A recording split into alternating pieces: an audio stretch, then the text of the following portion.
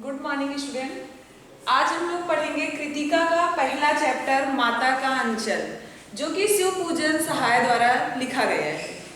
शिव पूजन सहाय का एक बहुत प्रसिद्ध उपन्यास है देहाती दुनिया। इसी देहाती दुनिया के कुछ अंश इस माता के अंचल पाठ से पाठ में लिया गया है। माता का अंचल पाठ, जैसा कि नाम से ही स्पष्ट है कि इसमें माँ की ममता का वर्णन किया गया होगा, या ऐसा इस पाठ को देखने से ही ऐसा लग रहा है कि जैसे बच्चा किसी परेशानी में है या कोई कठिन परिस्थिति हमारे सामने आती है, तब हमें सबसे ज्यादा अच्छा कहाँ लगता है? माँ के आंचल में। ठीक, अब हम देखेंगे इस पाठ में क्या है। संकलित अंश में ग्रामीण अंचल और उसके चरित्र का एक अनोखा चित्र है। बालकों के खेल, कौतूहल, माँ की ममता, पिता का दुलार, लोकगीत आदि अनेक प्रसंग इसमें शामिल हैं। अब इस पाठ में हम देखेंगे कि लेखक जो है वो शिव पूजन सहाय, ये अपने बारे में ही इनका पूरा उपन्यास है। ये अपनी बातों को ही इसमें बताते हैं कि हमारा बचपन कैसे बीता, हमारे जीवन में माँ और पिताजी की क्या भूमिका रही, ग्रामीण क्षेत्रों की क्या भूमिका रही, पहले के जीवन में और आज वर्तमान की परिस्थितियों में बहुत बड़ा अंतर है। क्योंकि पहले जब बच्चों के पास इतनी सुख सुविधाएं नहीं होती थी, सांसारिक वस्तुएं नहीं होती थी, तब वे बच्चों के साथ खेलते थे, वहां बाग बगीचे में जाते थे, खेती करना इत्यादि चीजें वो किया करते थे। आगे शहर की चकाचौंध से दूर गांव की सहजता को लेखक ने आत्मीयता से प्रस्तुत किया है। लेखक ने इस पूरे उपन्यास के अंश में ग्रामीण परिवेश को लिया है। यहाँ पर देखेंगे कि जब हमारी इस उपन्यास का जब अंश शुरुआत होता है, तभी पहले एक लोकगीत के माध्यम से ही शुरुआत होती है। जैसे जहाँ बच्चों का संग तहाँ बाजे मृदंग, जहाँ बूढ़ों का संग तहाँ खर्चे कतंग। अर्थात इससे में यह स्पष्ट होता है कि जब बच्चे साथ में रहते हैं तब वहां पर हम सिर्फ मौज मस्ती करते हैं, लेकिन जहां पर चार बूढ़े इकट्ठे हो गए वहां पर सिर्फ खर्चों की बातें होती है। तब आगे हम देखते हैं कि लेखक कह रहे हैं कि हम अपने बचपन में ज्यादातर हमारा समय पिताजी के साथ बीतता था। पिताजी के साथ ही नहाना, खाना, सोना इत्यादि काम किया करते थे। जब हमारे पिताजी हमको नहला धुलाकर अपने साथ बैठाते थे पूजा करने के लिए, तब हम उनको, वो अपने आप टीका लगाते थे, तब हम भी उनको परेशान करने लगते थे और वो हमारे त्रिपुंड लगा देते थे। त्रिपुंड का अर्थ है हमारे लीलार पर त्रिपुंड कर देते थे, अर्थात 3 आड़ी या अर्धचंद्राकार रेखाएं वो हमारे मत्थे पर खींच देते थे और हमारी लंबी लंबी जटाएं थी, हम अच्छे खासे बम भोला लगने लगते थे। इसलिए पिताजी और माताजी हमें भोलानाथ, प्यार से भोलानाथ कहकर पुकारते थे, जबकि हमारा सही नाम था तारकेश्वर नाथ। और हम भी अपने पिताजी को प्यार से बाबूजी कहते थे और माता को मैया कहते थे।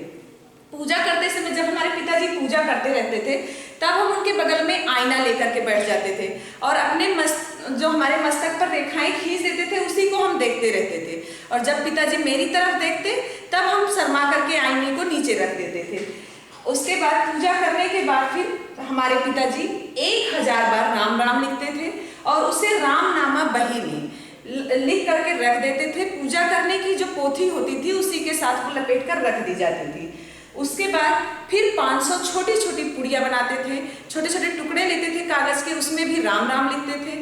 फिर उसे आटे की गोलियों में लपेटकर मछलियों को खिलाने के लिए नदी के पास जाते थे। जब वो वहां पर जाते थे तो हमें अपने कंधे पर बैठा कर लेकर जाते थे। हम भी उनके कंधे पर आराम से झूलते हुए गाते हुए चले जाते थे और वहां पर वो मछलियों को दाना खिलाते थे। उसके बाद लौटते समय बीच में कहीं जहाँ झुके हुए पेड़ रहते थे वहीं पर हमको बैठा देते थे और हम उस पर झूलते थे। थोड़ी देर झूलने के बाद वो हमको फिर से लेकर के घर वापस आ जाते थे। यहाँ पर वो भोजन कराने के लिए हमें बैठते थे। जब भोजन कराने के लिए अम्मा मेरी, जिसको हम मैया कहते थे, वो हमें गोरस और भात, गोरस और चावल को सान करके देती थी। मेरे पिताजी हमको थोड़ा थोड़ा खिलाते थे। तब माताजी आती थी, हमारी मैया आती थी और हम उनसे कहती थी कि इतना थोड़ा थोड़ा खिलाओगे, बच्चे को लगता है कि बहुत ज्यादा खा लिया है। जब बच्चे को थोड़ा ज्यादा बड़ा बड़ा खिलाओगे तब उसका पेट भरेगा। वो फिर से दही और चावल लेकर के बैठ जाती थी खिलाने के लिए। उसके बाद वहाँ बोलती थी ये तोता है, ये मैना है, मोर है, ऐसे कह करके कि जल्दी जल्दी खा लो नहीं तो ये उड़ जाएंगे। और हम उनको उनके उड़ने से पहले ही हम सारा भोजन उड़ा जाते थे। वो अपने आप ही ऐसा वर्णन करते हैं उसके बाद उनकी माता कहती थी इनके पिताजी से, मर्द हुए क्या जाने बच्चों को खाना खिलाना। अर्थात आदमी को ये नहीं पता होता है कि बच्चों को कैसे खिलाना चाहिए। जब बच्चे को बड़ा बड़ा कौर खिलाओगे तभी तो बच्चा हमारा ऊर्जा से भरा हुआ बनेगा। तब वो बोलती है कि जब बच्चा खाएगा बड़ा बड़ा कौर तभी तो पाएगा दुनिया में ठौर। ठौर का मतलब होता है अवसर या स्थान, अर्थात जब वो बड़ा बड़ा खाएगा तभी तो उसे समाज में कोई अवसर मिलेगा, नहीं तो जब वो कमजोर रहेगा तो उसे समाज वाले भी बहिष्कृत कर देंगे, बाहर कर देंगे। उसके बाद उनकी माँ उन्हें तैयार करती थी, चुटिया बनाती थी, चुटिया में उनको फीते से लट्टू बना देती थी, उसके बाद रंगीन टोपी और कुर्ता ये पहना देती थी, फिर खेलने के लिए भेज देती थी।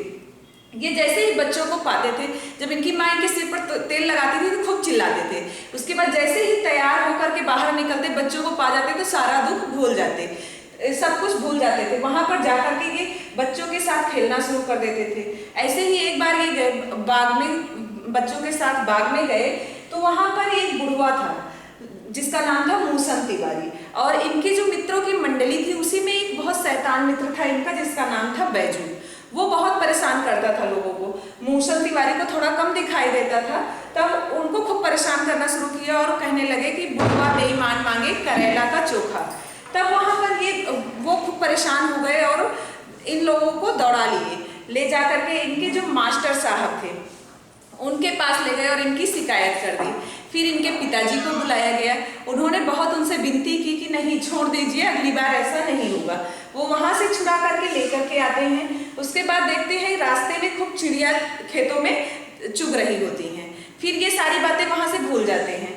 वहां पर फिर ये चिल्लाना शुरू कर देते हैं, राम जी की चिड़िया, राम जी का खेत, खा लो चिड़िया भर भर पेट। उसके बाद होता है कि बच्चे आपस में मिलकर के ही सारी वो सब बातें भूल गए कि हमने मूसन तिवारी को परेशान किया और हमारी कंप्लेन हुई, पिताजी वहां पहुंचे, ये सारी बातें बच्चे आपस में भूल गए।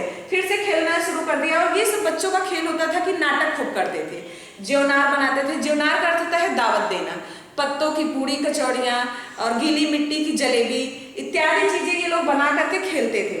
और जब ये ज्योनार करते थे तब इनके पिताजी भी वहां पहुंच जाते थे और इन्हीं लोगों के साथ बैठकर खाना खाने लगते थे। वैसे ही झूठा ही खाना शुरू कर देते थे। उसके बाद बोलते थे कि भोलानाथ अगली ज्योनार कब होगी। तब बच्चे हंसते थे और भाग जाते थे।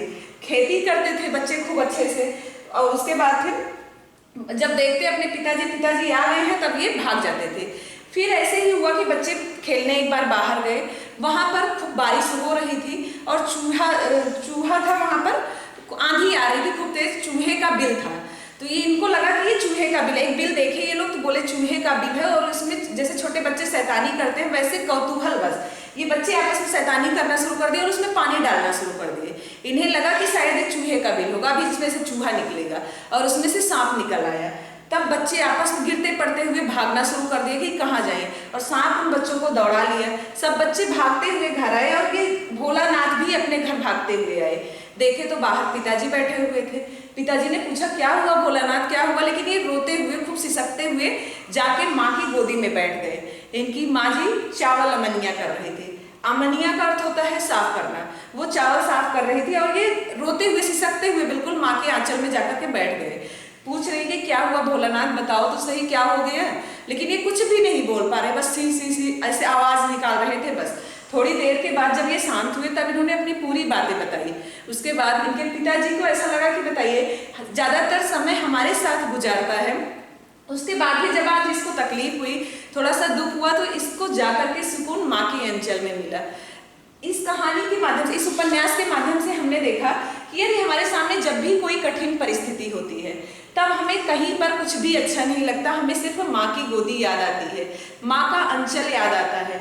माँ का ममता भरा अंचल हमारे हजारों कठिनाइयों को दूर करने में बहुत ही सहायक